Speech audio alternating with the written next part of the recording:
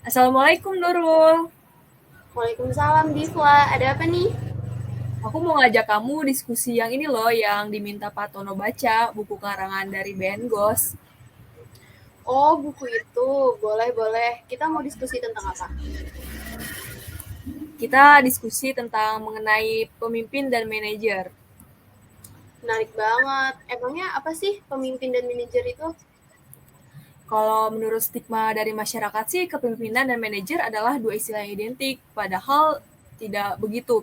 Kepemimpinan yang tidak memerlukan posisi manajerial untuk bertindak sebagai pemimpin. Di sisi lain, seorang manajer dapat menjadi manajer sejati hanya jika dia memiliki sifat-sifat pemimpin di dalam dirinya. Berdasarkan posisinya, manajer harus memberikan kepemimpinan kepada kelompoknya. Seorang manajer harus menjalankan kelima fungsi untuk mencapai tujuan, yaitu perencanaan, pengorganisasian, penetapan staf, pengarahan, dan pengendalian. Lalu, seorang pemimpin adalah seorang yang mempengaruhi perilaku dan pekerjaan orang lain dalam upaya kelompok menuju pencapaian tujuan yang ditentukan dalam situasi tertentu. Di sisi lain, manajer dapat menjadi manajer sejati hanya jika dia memiliki sifat-sifat pemimpin di dalam dirinya. Manajer di semua tingkatan diharapkan menjadi pemimpin kelompok kerja sehingga bawahan mau membawa instruksi dan menerima bimbingan mereka. Seseorang dapat menjadi pemimpin berdasarkan semua kualitas dalam dirinya. Wah, jadi kepemimpinan itu merupakan karakter yang harus dimiliki oleh setiap orang yang melakukan manajemen atau yang disebut manajer ya, Divwa. Terus, gimana sih kepemimpinan yang baik itu? Nah, Nurul, pemimpin yang baik memiliki beberapa kualitas, antara lain perjuangan, kesabaran, mampu mengakui kesalahan, dan tahan terhadap penderitaan. Diskusi kita kali ini menerangi aspek-aspek kepemimpinan dalam perspektif manajer dalam konteks.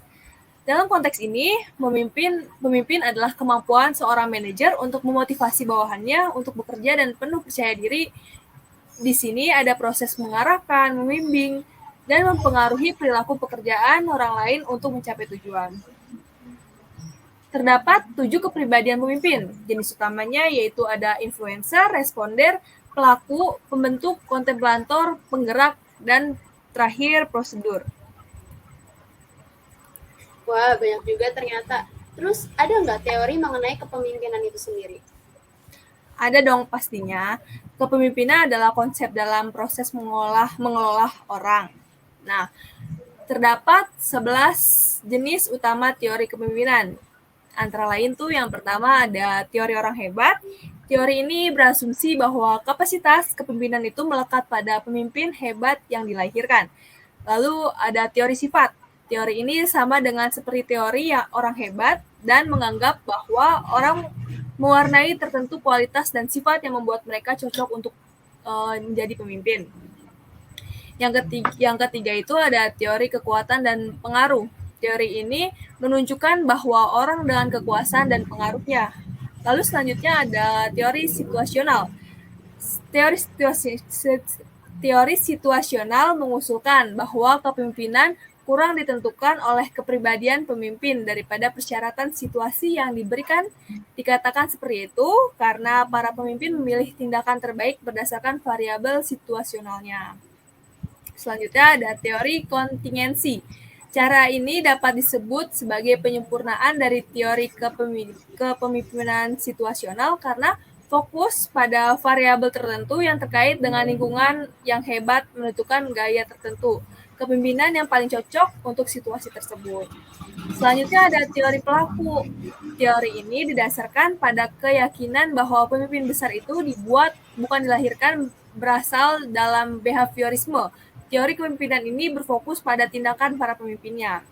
Selanjutnya ada teori transaksional. Teori ini juga dikenal sebagai teori manajemen berfokus pada peran pengawasan kinerja organisasi dan kelompok. Lalu selanjutnya ada teori transformasional, sedangkan teori ini juga dikenal sebagai teori hubungan, berfokus pada hubungan yang terbentuk antara pemimpin dan pengikutnya.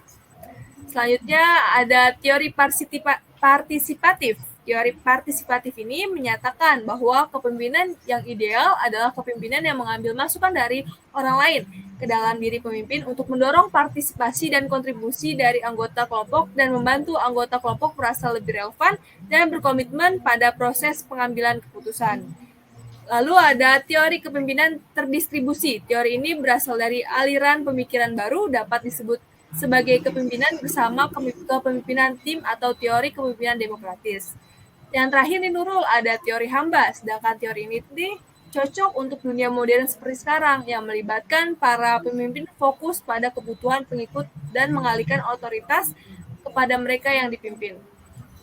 Nah, Nurul tahu gak sih Nurul tuh tahu gak sih juga terdapat 7 jenis kepemimpinan yang menjadikan para pemimpin sukses karena sifat dan gaya pribadinya loh. Oh ya, ada apa aja tuh jenisnya? Ada 7, ada 7. Yang pertama itu ada pemimpin yang visioner. Pemimpin yang satu ini biasanya dipenuhi dengan rencana-rencana dan ide di masa mendatang. Pemimpin visioner memiliki visi, mengartikulasikan visi dengan penuh semangat, memiliki visi dan tanpa henti mendorong mereka sampai selesai. Lalu memiliki sifat pembinaan.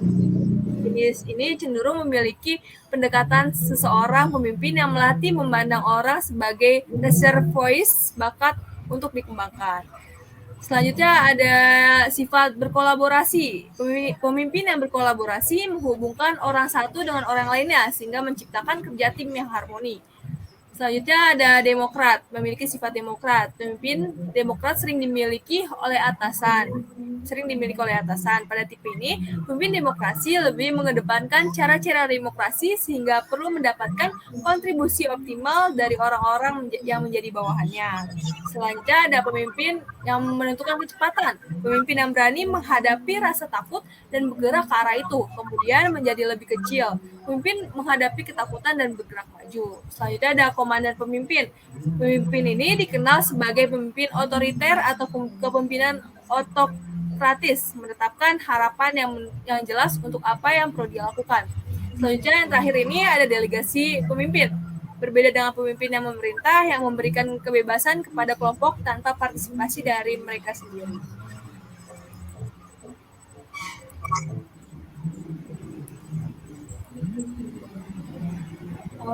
Juga dari buku BN Ghost ini telah menyatakan 7 perbedaan jenis kepemimpinan yang membantu untuk memahami bagaimana kinerja pemimpin organisasi yang berbeda. Yang pertama itu ada proaktif, mengambil tindakan tanpa menunggu situasi yang muncul.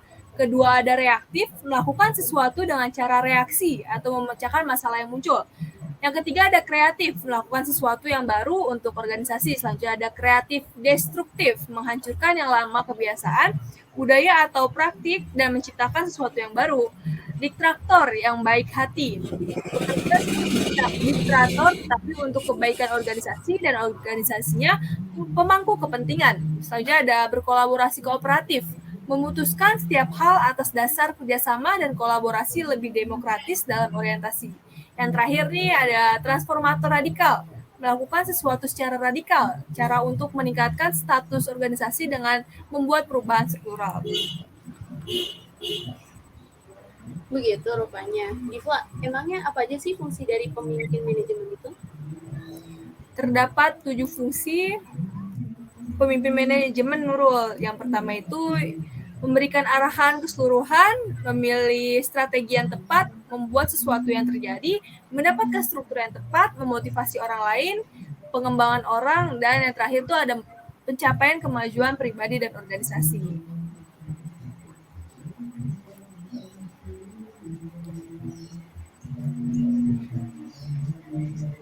Nah, di sini aku juga ingin diskusi nih sama kamu mengenai perilaku kepemimpinan. Seorang pemimpin harus mempunyai 7 kebiasaan orang-orang yang sangat efektif yang dijelaskan oleh Stephen Covey. Kebiasaan pertama itu ada jadilah yang proaktif. Terus mulailah dengan tujuan akhir, dahulukan yang menjadi prioritas, berpikir menang-menang. Lalu ada berusaha memahami terlebih dahulu baru dimengerti. Terus bersinergi. Lalu ada asahlah gergaji. Mengapa asahlah gergaji? Kebiasaan ini akan meningkatkan kemampuan dan pengetahuan kita. Menurut Stephen Covey, menggambarkannya itu adalah asal gergaji. Seperti itu, Nurul. Lalu, pemimpin dapat melihat masalah yang perlu diperbaiki atau tujuan yang telah dicapai. Titik seseorang pemimpin yang baik. Selain menjaga tujuan utama, tetap fokus, mampu berpikir kritis, tidak hanya pandangan pemimpin yang baik situasi secara keseluruhan, tetapi mereka mampu memecah situasi menjadi beberapa bagian untuk pemeriksaan lebih dekat dan untuk merencanakan tindakan kemajuan lebih jelas.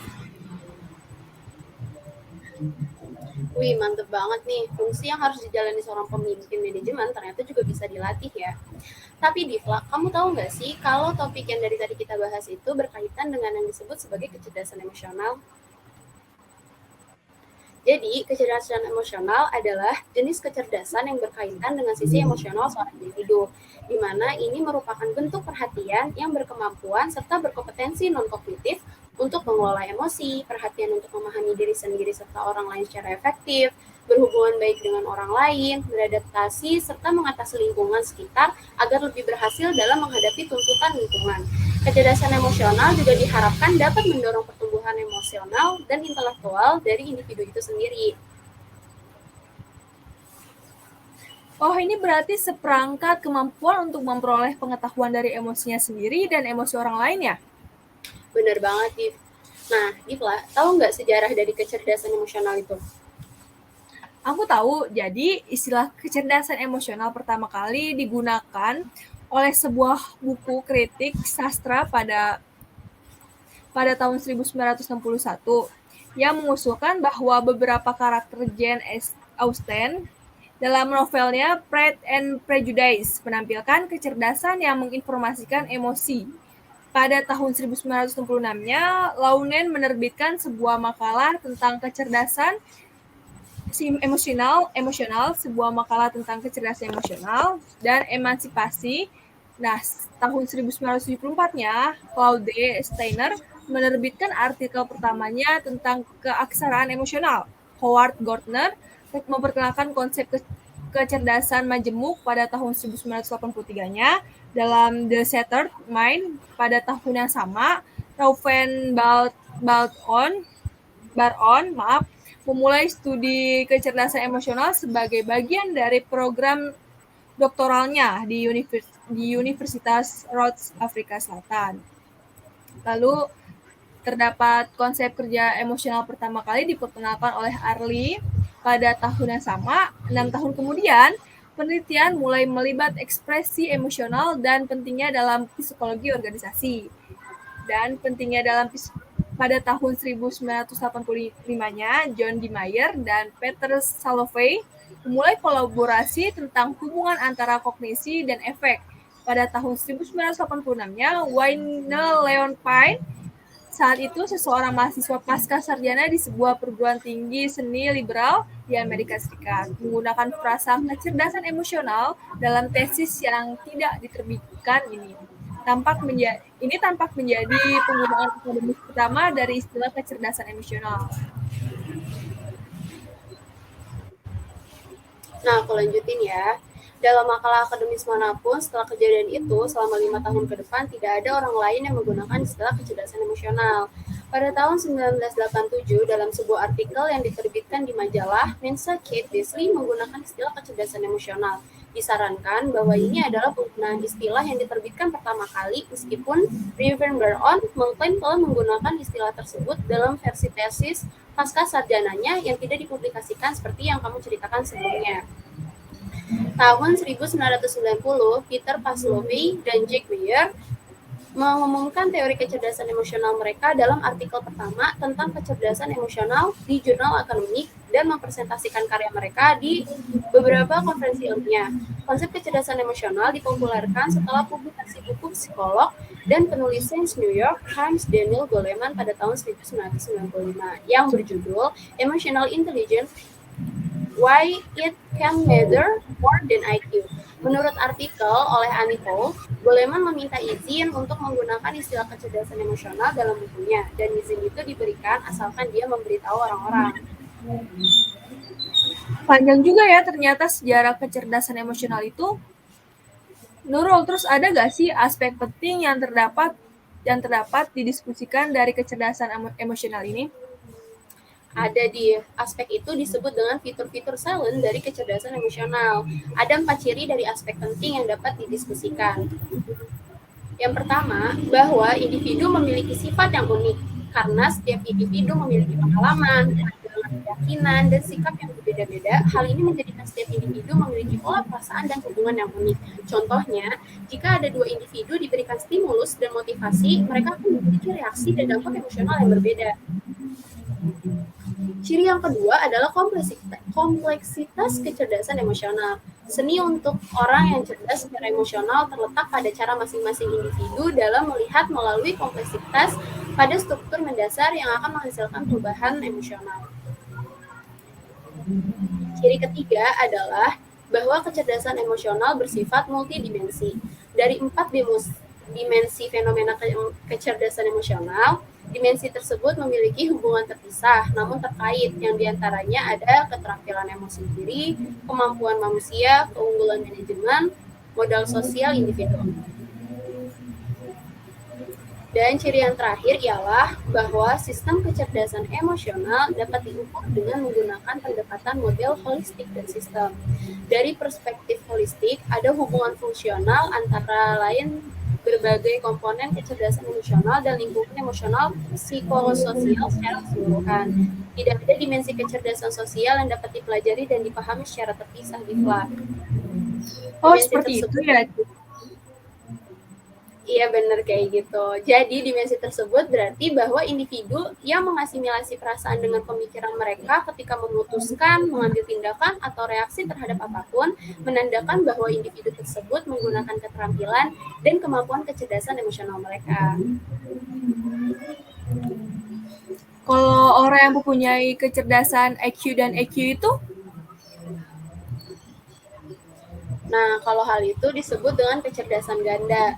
Menurut yang dikemukakan oleh Dulewicz dan Hicks tahun 2004, kecerdasan emosional selalu berkembang seiring waktu dan usia, serta dapat dipelajari dan dikembangkan. Telah diteliti di bagian banyak dunia dan menemukan bahwa setelah pelatihan dan pengalaman lainnya, skor kecerdasan emosional setiap manusia berubah dan meningkat. Kecerdasan emosional bekerja melalui proses mental yang berbeda, yaitu persepsi dan kebutuhan manusia, lalu ada asimilasi, ada emosi diri dan orang lain, serta yang terakhir adalah pengelola emosi. Dengan demikian, individu yang cerdas adalah yang dapat mencapai keseimbangan yang tepat antara pekerjaan, rumah, dan kehidupan rekreasi. Nah, di kecerdasan manusia bukanlah satu kesatuan faktor tunggal, tetapi mencakup berbagai kemampuan yang saling berhubungan, seperti kemampuan untuk menalar, merencanakan, memecahkan masalah, berpikir abstrak, memahami ide, menggunakan bahasa, belajar, dan sebagainya. Kecerdasan dikelompokkan menjadi 3. Yang pertama adalah kecerdasan abstrak, yang berarti kemampuan untuk memahami dan memanipulasi simbol verbal dan matematika. Yang kedua ada kecerdasan konkret. Kecerdasan konkret ini berarti kemampuan untuk memahami dan memanipulasi objek. Sedangkan yang terakhir adalah kecerdasan sosial, berarti kemampuan untuk memahami, berhubungan dengan orang lain, dan dapat bertindak bijaksana dalam hubungan antar manusia. Dan mengapa kecerdasan emosional itu sangat penting ya? Penting dong, Nifla, karena kecerdasan emosional berperan agar seseorang mencapai kepribadian berkarakter pemimpin yang efektif, memiliki jaringan komunikasi yang dapat menjangkau dunia, dan memiliki pengembangan potensi serta kinerja yang baik. Kecerdasan emosional ini juga sangat penting dalam kehidupan sehari-hari karena tubuh kita berbicara melalui emosi. Kecerdasan emosional memberikan cara baru untuk memahami dan menilai perilaku, gaya manajemen, sikap, keterampilan interpersonal, dan potensi seseorang. Divla tahu nggak sih kalau terdapat signifikasi dan relevansi besar dari kecerdasan emosional? Tahu dong. Yang pertama itu ada kesadaran dan pengelolaan emosi diri sendiri. Yang kedua, penilaian yang lebih baik terhadap perilaku orang lain. Yang ketiga, pengembangan potensi dan kinerja manusia. Keempat itu ada manajemen hubungan yang sukses di rumah, pekerjaan, dan masyarakat. Kelima, kerjasama tim yang efektif. Dan 6, kepemimpinan yang menginspirasi. Dan yang ketujuh itu ada kepuasan kerja. Aku sih cuma tahu segitu. Kamu ada yang mau ditambahin nggak? Sip, udah bener sih yang kamu sebutin. Karena yang kamu sebutin baru 7, aku lanjutin nih. Yang ke-8 itu ada pengembangan organisasi dan keunggulan kinerja. Yang ke-9 ada kreativitas dan inovasi. Ke-10 ada pengembangan pendidikan secara keseluruhan. Ke-11 ada pengurangan stres manajemen. Ke-12 keterampilan berpikir pengembangan. Dan yang terakhir yakni penanganan konflik kecerdasan emosional secara relevan. Oh, lebih dari 7 ya ternyata. Nurul, apakah kamu bisa jelasin mengenai komponen kecerdasan emosional itu? Aku coba jelasin ya. Jadi, tahun 2010, Kanji Chopra mengidentifikasi 4 komponen atau dimensi kecerdasan emosional. Yang pertama ada self-emotional skills. Self-emotional skills adalah kemampuan yang dimiliki individu dan berkaitan dengan kecerdasan emosional bawaan yang bisa sangat tinggi ataupun sangat rendah sejak lahir dalam diri seseorang. Hal ini berkaitan dengan memahami diri sendiri, tujuan, niat, anggapan, perilaku, dan semacamnya. Yang kedua, ada kreativitas. Kreativitas adalah tindakan membuat sesuatu yang baru. Sifat kreativitas melibatkan ide-ide baru, konsep pemikiran, pemecahan masalah, pendekatan, tindakan, dan lain-lain. Hal ini didorong oleh proses, baik itu secara sadar maupun sadar.